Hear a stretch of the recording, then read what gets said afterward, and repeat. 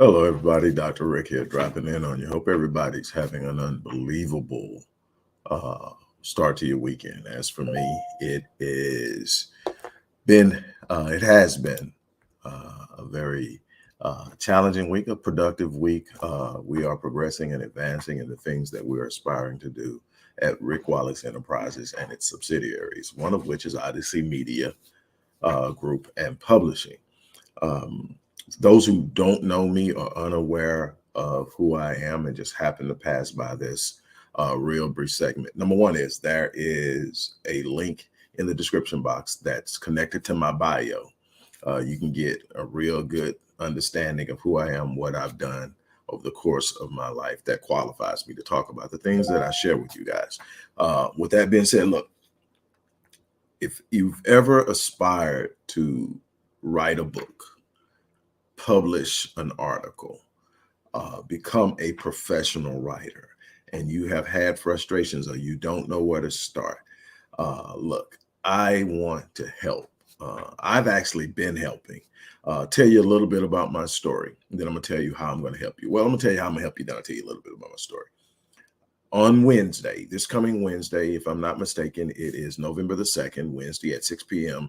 Central Standard Time. I'm going to do a free webinar on publishing your first book, publishing a journal, publishing a workbook, publishing your work, period, copywriting, and a bunch of other things that I'm going to explain to you in a minute.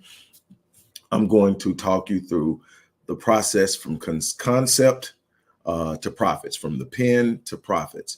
I am going to show you a bunch of different things, but I'm going to give it to you free. And I can tell you that what I'm going to share with you I have at least 3 colleagues, people who are publishers or authors that do this, that teach courses like this, that are charging $3,500 and up for what I'm going to give you for free.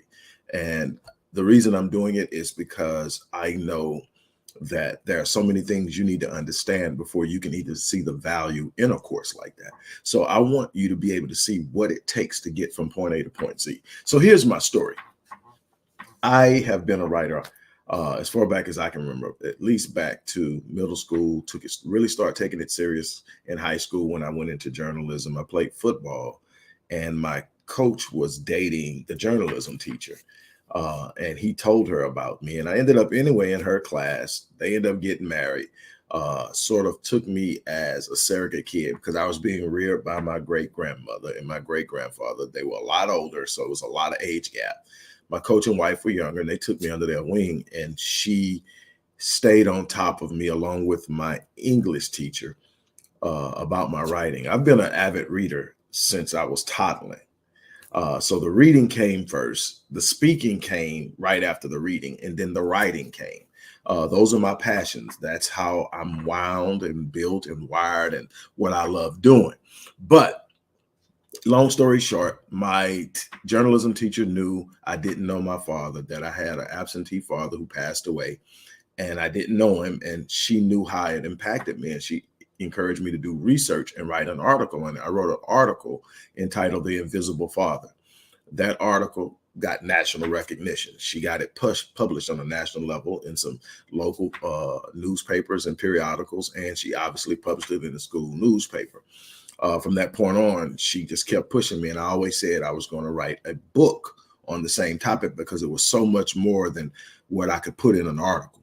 And I wrote that. That was my first book, The Invisible Father, Reversing the Curse of a Fatherless Generation. I've since published 25 books. But when I wrote that book, I was excited about it. I've got my first work down. I'm going to talk about the processes of how you write. I'll share that with you, but I want to get you to the point of understanding that there's a process that comes after the writing that you have to at least understand, that is so convoluted and misrepresented in the grand scheme of things of the media. I want to bring it home to you, put it in front of you, and I want you to have access to it. And then you can start thinking about how you're going to put things together. Because if you're going to be effective at this, if you're going to be good at it, if you're going to make money at it, you're going to have to understand budgeting, marketing, so much more than just writing. And I'm going to talk to you and show you all of that. But here, what happened is I found it was a lot more difficult to find a publisher than I had been led to believe. Well, all the publishers that read my work, and I have to admit, and I'm grateful that at least 4 publishers took the time to take it and have someone read it. Got the same, pretty much the same thing. It's extremely well written. It's checkable. The facts are on point. The problem is it's aimed at a target audience that we don't think will buy. We don't see how it's a good investment because, see, publishing companies understand that writing the book is just the first part. Putting it in front of the right people, getting those people interested into it and buying it. You're talking about an entire media marketing plan that has to play out pre-launch and post-launch. I didn't know any of this at the time. I just, hey, I write a book, publisher gets it, you put it on the shelf, people buy it. That's not how it works. I'm going to show you how it works. But anyway, what I did is after I got that same answer 4 or 5 times, it's well written. It's definitely some people that help, but we don't think the people that help will really buy it. I don't really have to tell you what they were really saying to me. The problem is, in a lot of senses, the statistics show that they weren't just talking out of the side of the neck. They do their research. They understand what groups spend money on books and which groups don't. And the thing is, the people who that book would have helped and really inspired the most probably wouldn't be people who are going to be avid readers. So there wasn't a big target audience. So what I decided to do was understand self-publishing. But then when I started looking at self-publishing, I said, no, I want to create a mechanism where I can do it my way, my time, my brand, so I want control of it from the beginning to the end. I realized I can become a publisher. Whoa. So instead of thinking of things, when I write now, I don't write as an author. I write as a publisher who happens to be an author. Why? Because if I think like a publisher, I'm thinking about my target audience. I'm thinking about market. I'm thinking about pre-launch. I'm thinking about teasers. I'm thinking about all the things that a publisher has to think about to ensure that this is not just a fulfilling endeavor or project, that it is a profitable project, and that's it. Here's the other thing. Since I started my publishing company, now here's the beautiful thing though. Let me stop. The beautiful thing out of all of that, and it's just a fulfilling thing to me, is I finally got a publishing deal from a publisher outside of myself. It took some time. It took years after I had written 15 books already, but my 16th book is through Atlas Publishing out of New York, who came to me and actually asked me, based on what I had written, based on some of the lectures they had seen, to write a book on a particular topic. That book was The Miseducation of Black Youth in America. That was my 16th book. I've written 9 since then, but to sit up and say, go from someone saying, we can't publish you, you're probably not going to get published because the vein that you're operating in doesn't have a lot of readers. That book, the 16th book, is in universities now. There are literally economics courses and educational courses that are using that as a part of their curriculum. But that's a whole nother thing. But it started with me simply saying, I'm not going to be denied. I'm going to figure this out. I'm going to work it out. And that's with anything in life, no matter what it is, no matter when someone tells you no, you don't have to accept no as the final answer. You have to sit up and say, okay, that's not the path I'm going to travel to make it happen. And you find a way to get it done.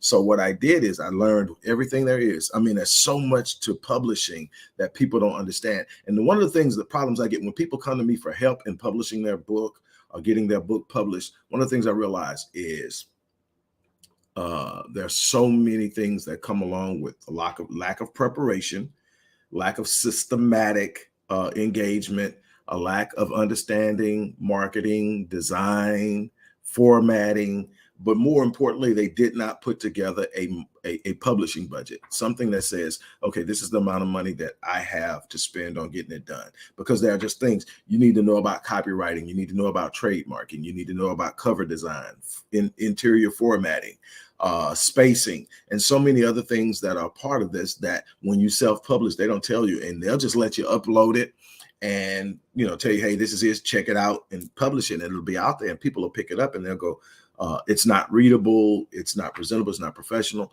And I've actually redone some books for people so that it meets a certain standard. But all of these things are things that I had to learn on the fly. So obviously the first book wasn't the best book, although it was the most meaningful because it was my first. It wasn't the best. And so I've learned and I developed it. And so now I'm going to start teaching it. But instead of sitting up saying, hey man, this is what I've done, I'm gonna charge you X amount of dollars. What I want to do is I want to invite people who are really passionate about something into a space where the first time they encounter something, it's not in their, it's not reaching into their pocketbooks. Are you going to have to spend money to be a good published author, especially if you're talking about building uh, a, profitable environment where your projects make money? Because I think if you're really passionate about it, you're going to do it more than one time. If you're really passionate about it, you're probably going to help other people. The beautiful thing about me is anybody that wants to be published and is serious about being published, I can get them published. Now it's depending on what you want to do and how you want to do it, but I can get you there. I can get you from point A to point Z. I can get you on the shelves of Barnes and Noble, Sony Books, Kobo Books, Amazon, all the places where people are going to buy books. I can get you there. But it took time for me to learn that. I want to teach you that. I want to teach you the processes of what it takes to get there. Even if you're never going to open a publishing company, you want to know what it takes to make it profitable for publishing. You want to know what it takes to publish it so that you have an understanding of how you're going to present it to any publisher you want to pitch it to. I'm going to answer the question, do you need a literary agent? Do you need an agent to represent you? Or can you do it on your own? What are some of the processes? We're in a technological age that allows for so much. But we're going to go through a bunch of different things. But I want to teach you to think like a publisher more than an author. Why? Because when you think like a publisher, you cover the back end. When you think like an author, all you're thinking about is the finished product of writing. And there's so much that goes along with that. Matter of fact, before you start writing, you should already have an understanding of your market.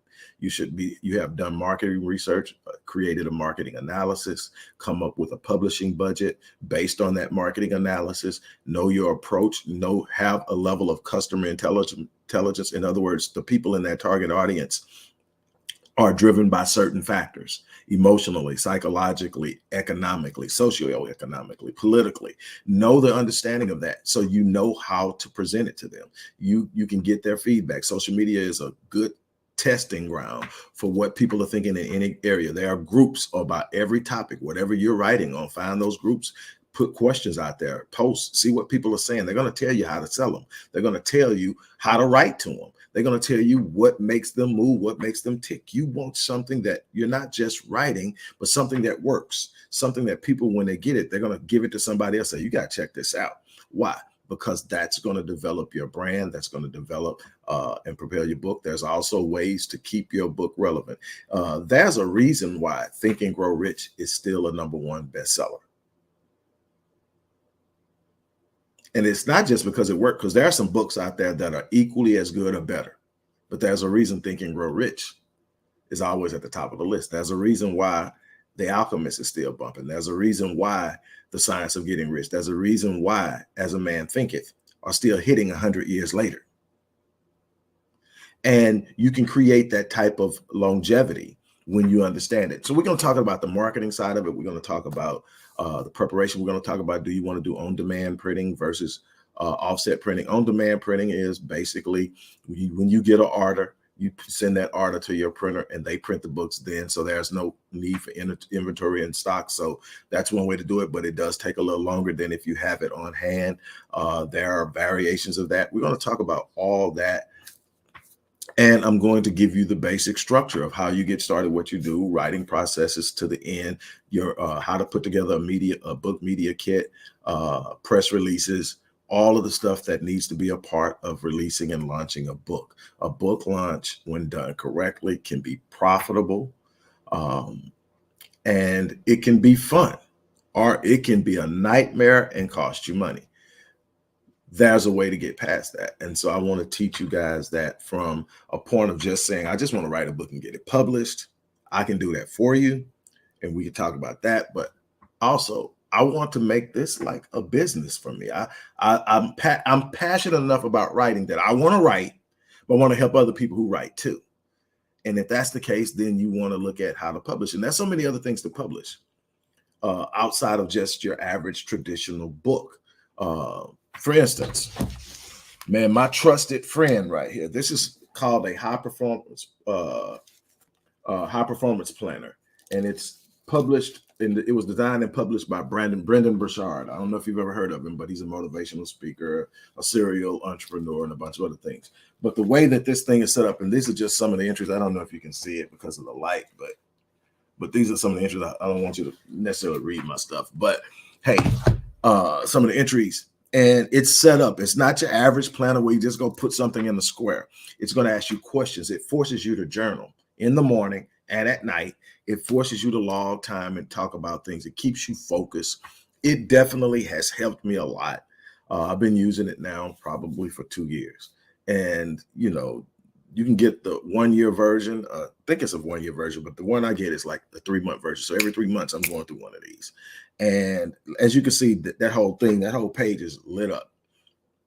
And because it's challenging you to push your thought processes and test your thought processes and so much. There's actually someone who teaches people how to publish these journals. And as I speak, I'm trying to make a connection with that person so that I can connect them with you. That's not my area of expertise, but I want people who actually have that kind of mindset to get into the idea that there's so much you can publish. You can publish cards, you can publish workbooks.